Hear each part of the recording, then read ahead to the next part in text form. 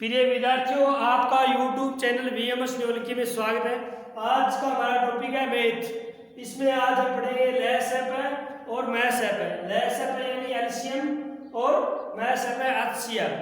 लैसएप की full form होती है लघुत्तम समापवर्तक और मैसएप की फुल फॉर्म होती है महत्तव समापवर्तक। तो आज हम सबसे पहले पढ़ रहे हैं लैसएप है यानी लघुत्तम समापवर्तक।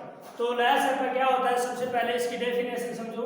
यानी ऐसी छोटी से छोटी संख्या जो सभी संख्याओं से विभाजित हो, पूरी पूरी बढ़ती हो, वह इसे क्या बोला जाता है? लैसएप बोला जाता है। इसे क्या बोला जाता है?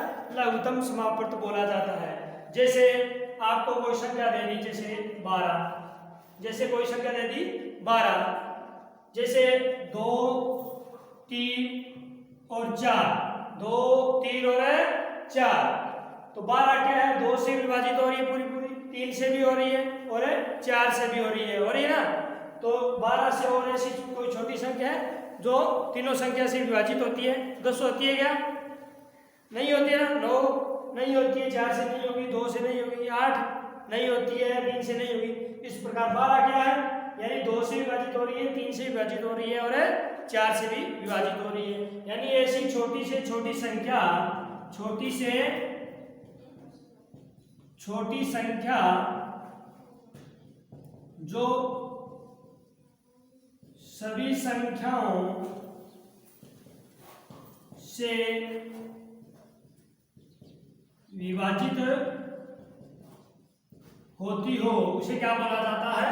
लघुत्तम समापवर्तक बोला जाता है। क्या बोला जाता है?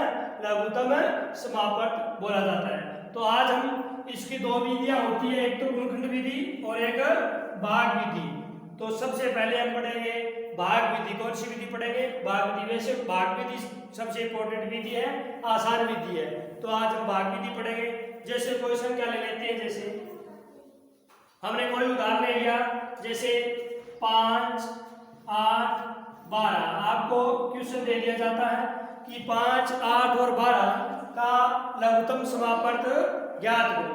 तो किस प्रकार करेंगे? सबसे पहले हम संख्याओं को इस प्रकार लिखेंगे, 5, 8 और 12।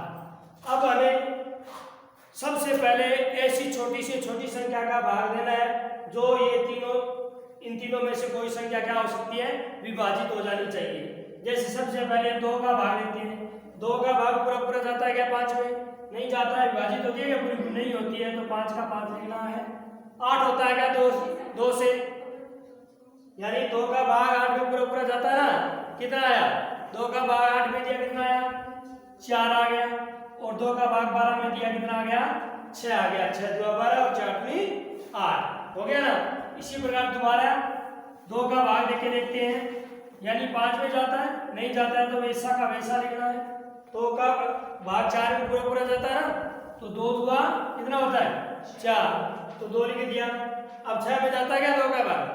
हाँ, जा रहा है पूरा पूरा, तो भाग देंगे, कितना आ गया? 3। ये कॉमन लगा के अलग अलग लिखना है आपको, संख्या इकट्ठी नहीं लिखनी है एक साथ में। फिर दोबारा देखना है कि 2 का भाग जा रहा है या नहीं जा रहा है। तो 2 का भाग 5 में जाता है क्या? नहीं जाता है, वैसा का वैसा लिखना है। 2 का भाग 2 में दिया, 1 आ गया। 3 में नहीं जाता है, तो 3 का 3 लिखना है। 3 का 3 लिखना है। उसके बाद में फिर देखना है 2 का भाग जाता है क्या किसी संख्या में? नीचे वाली में नहीं जाता है, तो क्या करेंगे? 2 के बाद में क्या आता है? 3। 3 का भाग देके देखते हैं। 3 का भाग जाता है क्या 5 में? 5 में जाता है क्या 3 का भाग? नहीं जाता है, तो 5 के 5, 1 का 1 आ जाएगा। 3 का भाग 3 में दिया, कितना आया? 1 आ गया। यानी 3 पूर्ण हो गया है, 2 भी क्या हो गया है हमारा? 12 पूर्ण हो गया है, 8 भी पूर्ण हो गया, 5 रहा। तो 5 में अब देखो 3 का भाग जाता है क्या? नहीं जाता है। 4 का नहीं जाता है, क्योंकि ये 5 क्या है? आबादी संख्या है, तो 5 में 5 का जाएगा। तो 5 में 5 का भाग दिया, कितना आया? 1, 1 और 1। अब ये जो गुणनखंड है इनको आपस में क्या करना है? गुणा करना है। जैसे 5, 8 और 12 के जो एलसीएम है वो कितना आया अभी निकालेंगे। जैसे गुणनखंड कितना है? पहला 2 into 2 into 2 into 3 into 5 equal करेंगे। यानी इन सभी गुणनखंडों का क्या करेंगे? इन सभी गुणनखंडों का क्या करेंगे? आपस में क्या करेंगे? गुणा करेंगे। क्या करेंगे भाई? इन सभी गुणनखंडों का गुणा करेंगे। कैसे करेंगे? 5 तिया 15, 15 दूनी 30 और 30 दूनी कितना आता है? 60 और 60 का कितना हो गया? 120। कितना हो गया? 120। तो हमारा एलसीएम कितना आ गया? एलसीएम कितना आ गया? 120 आ गया। इस प्रकार हम क्या करते हैं? लघुत्तम समापवर्तीय निकालते हैं। ये हमारा लघुत्तम समापवर्तीय 5, 8 और 12 का कितना आ गया? 120 आ गया। इसी प्रकार और बहुत सारी संख्या ले सकते हैं। जैसे कोई और संख्या ली, जैसे 2 नंबर लिया 4, 6, 8, 4, 6, 8। इसका हम क्या निकालेंगे? लघुत्तम समापवर्तीय निकालेंगे। तो कैसे निकालेंगे? सबसे पहले हमें संख्याओं को इस प्रकार लिखेंगे 4, 6, 8। सबसे पहले किसका भाग देना है? छोटी से छोटी संख्या 2 का भाग देना है। ठीक है, 2 का भाग दिया। 4 में 2 का भाग दिया कितनी बार गया? 2 बार, यानी 2 दूआ 4। 6 में 2 का भाग दिया कितना आया? 3 और 2 का भाग 8 में दिया कितना आया? 4। यानी पूरी पूरी विभाजित हो रही है, कर दिया। फिर दोबारा 2 का भाग देना है। 2 का भाग 2 में दिया कितना आया? 1। 2 का भाग 3 में नहीं जाता है तो 3 का 3 लिखना है और 2 का भाग 4 में दिया कितना आया? 2। फिर वापस 2 का भाग देना है। 1, 3 में नहीं जाता है 3 का 3, 2 का भाग 2 में दिया कितना आया? 1 आ गया। उसके बाद में क्या करना है? यानी 3 रहा बराबर की, तो 2 का भाग जाता है 3 में? पूरा पूरा नहीं जाता है, तो 3 में किसका भाग देंगे? 3 का भाग देंगे। तो 1, 3 में 3 का भाग दिया 1 और 1। अब हमारा ये निकाल लेंगे। क्या निकालेंगे? कि जो एलसीएम है वो कितना है? तो देखो 4, 6 और 8। 4, 6, 8 का कितना है? 2 × 2 × 2 × 3 इक्वल एलसीएम कितना है भाई? याद करेंगे 2 दूआ 4। आपस में गुणा करना होता है इसका। 2 दूआ 4 और 4 दूनी 8 और 8 दिया कितना गया? 24। 8 दिया 24। तो हमारा एलसीएम कितना हो गया भाई? 4, 6, 8 का कितना हो गया? 24। इस प्रकार हम क्या निकालते हैं? लघुत्तम समापवर्तीय भाग विधि।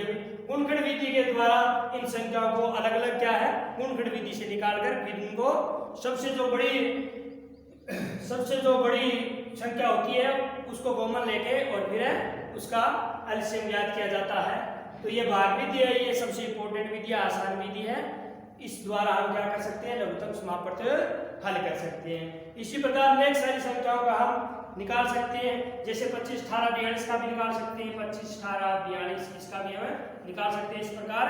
जैसे सबसे पहले 2 का भाग देना है। 2 का भाग 18 में जाएगा, पूरा पूरा 42 में जाएगा। 25 में नहीं जाएगा तो वापस 25 का 25 में इस प्रकार करते जाएंगे और लास्ट वाले जो गुणनखंड है उसको आपस में क्या कर देंगे? गुणा कर देंगे। क्या कर देंगे? गुणा कर देंगे। तो इस प्रकार क्या होता है? लघुत्तम समापवर्तीय। समझ में आया नहीं है यार?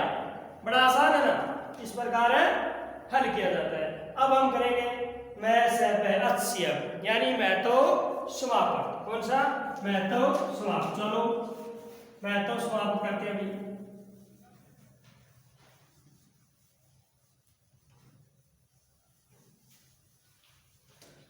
महत्व समाप्त की 2 विधि है, दोनों विधि इंपॉर्टेंट है।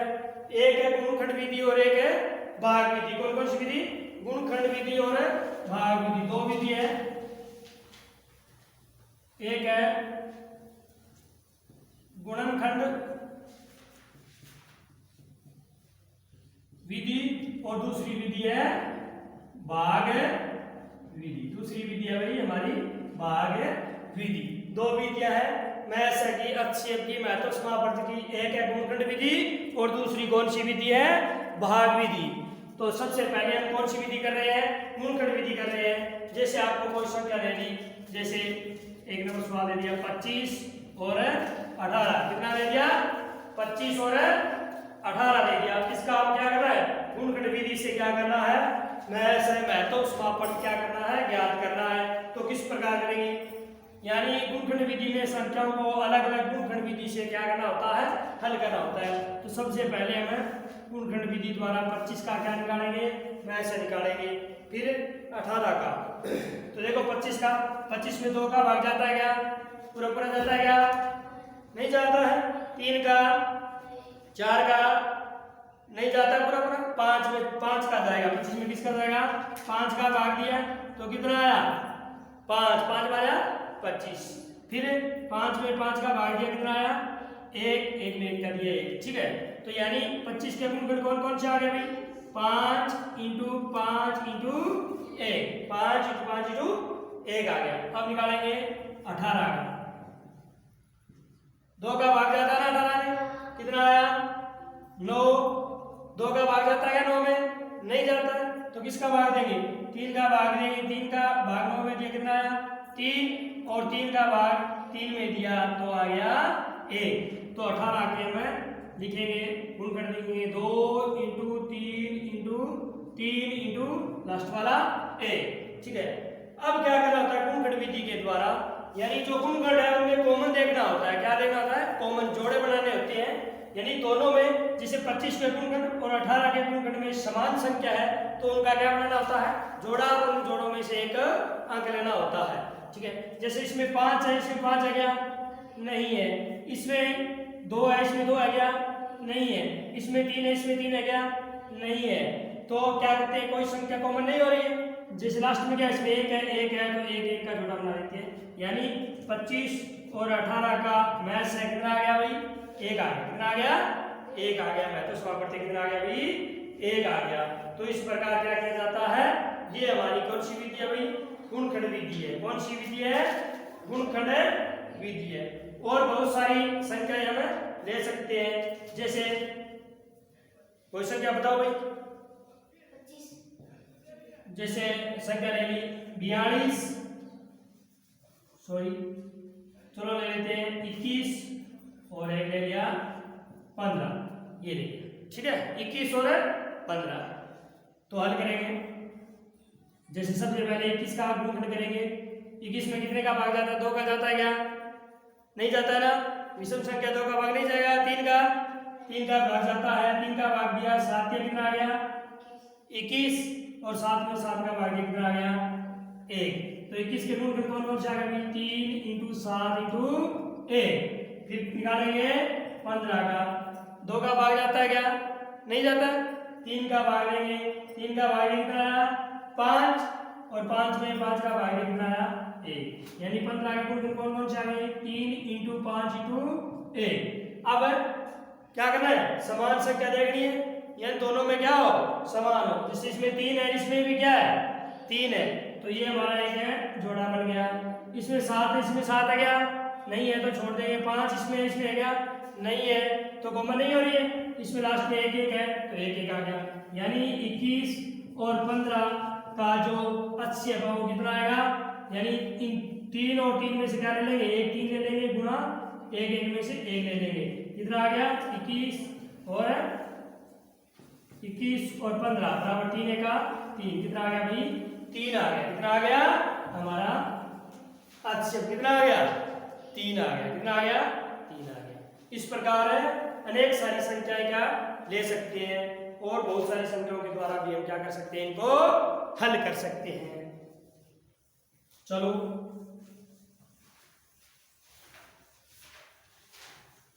हाँ आगे देखो, दूसरी विधि हमारी भाग विधि। कौन सी विधि है भाग विधि। भाग विधि द्वारा क्या ज्ञात करना भाई मैं ऐसा ज्ञात करना, या फिर इसका एक उदाहरण होता हूं बड़े बड़े तरीके से।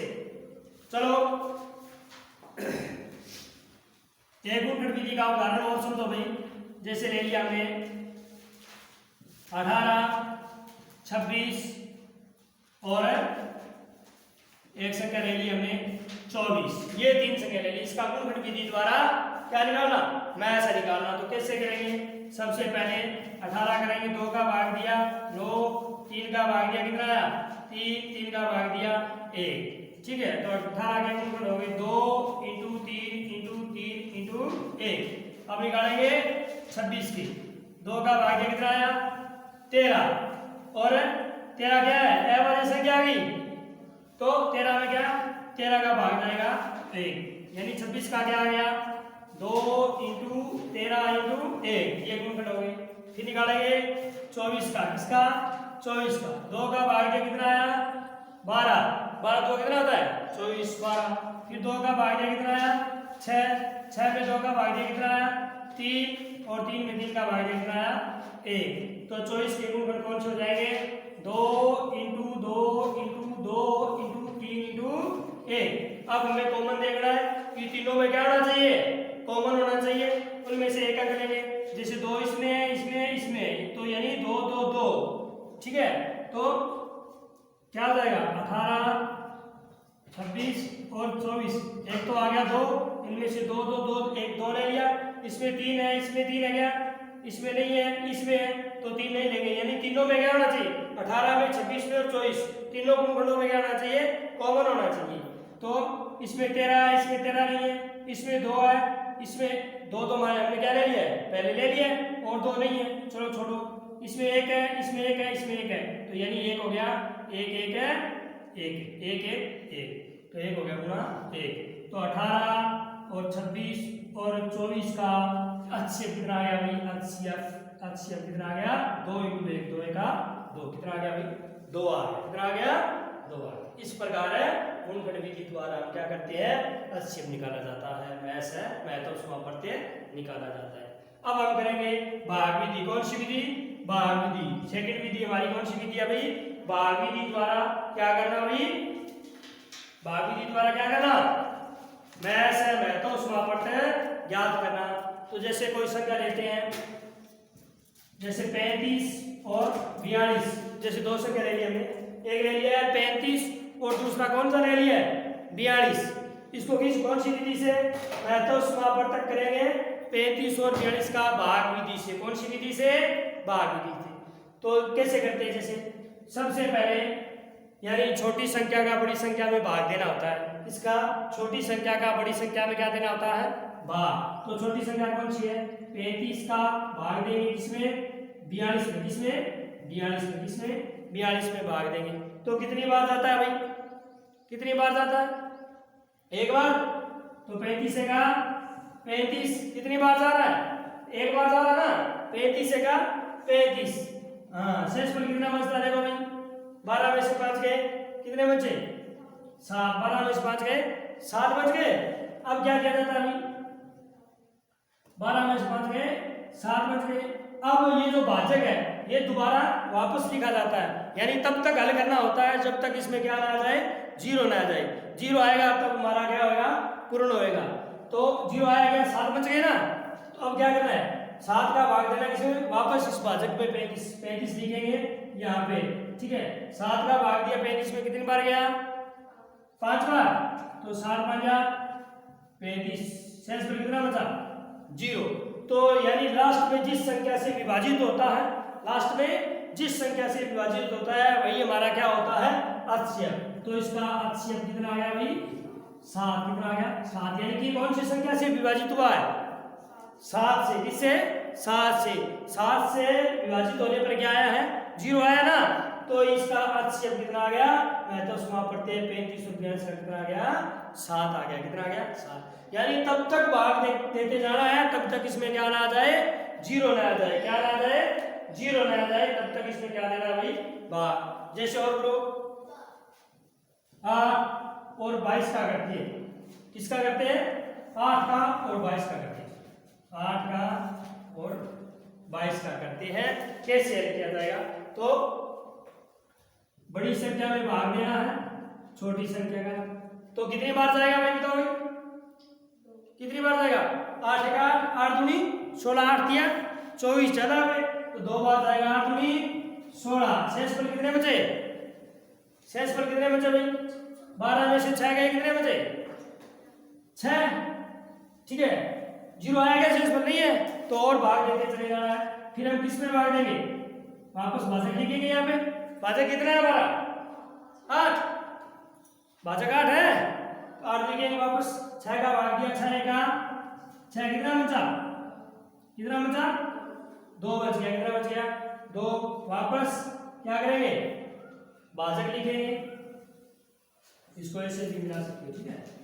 वापस क्या लिखेंगे, जैसे 6 का भाग दिया 8 में, एक बार गया, शेषफल बच गया 2, फिर वापस ये भाजक लिखेंगे 6। ये भाजक नहीं लिखना है, पीछे वाला भाजक लिखना है, जो संख्या हम कर रहे हैं उसे पीछे वाला, यानी 6 है ना, तो 6 लिखेंगे। तो 2 का भाग 6 में दिया, कितनी बार, 2 दिया 6, हमारा कितना आ गया, शेषफल कितना आ गया 0। तो ये क्या हो गया, पूर्ण हो गया, यानी HCF कितना हो गया भाई, लास्ट कौन सी संख्या से विभाजित हुआ है? 2 से। तो 80 कितना आ गया? 2। 80 कितना आ गया भाई?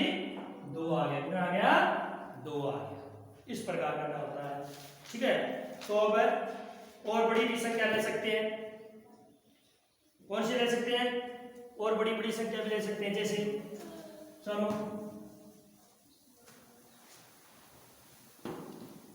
आगे करवाते हैं। जैसे ले लिया 280, 455 और 735। इसका क्या निकालना है? भाग विधि से क्या निकालना है? भाग विधि से महत्तम समापन HCF निकालना है। तो किस प्रकार करेंगे? यानी छोटी संख्या का बड़ी संख्या में भाग देना। छोटी संख्या कौन सी है और बड़ी कौन सी है? 455, ठीक है। तो करेंगे भाई 455 का 280 में 80 का 455 में भाग देंगे। तो कितनी बार गया? 280 द्वारा कितना हो जाता है? 560 हो जाता है। ज्यादा तो कितनी बार जाएगा? एक बार जाएगा। 280 का 280, शेष पर कितना बचा? शेष पर कितना बचा? 5 और यहाँ पे 15 में से हट गए 7, 15 में से हट गए 7 और 3 में से 2 में कितना बचा? 1, 175, ठीक है। शेष फल अभी बन रहा है, तो आगे और करेंगे ना। वापस किस में भाग देंगे? भाजक में 280 लिखेंगे। अब 175 में 280 का भाग देंगे, कितनी बार जाएगा भाई? कितनी बार जाएगा? एक बार जाएगा। कितनी बार जाएगा? एक बार जाएगा। 2 बार जाने से क्या हो जाता है? ज्यादा हो जाता है। 175 का दुगुना। तो एक बार जाएगा तो 175 का 175, शेष पर कितना बच रहा है? 5 और 0 और 1, 105। कितना बच रहा है? 105।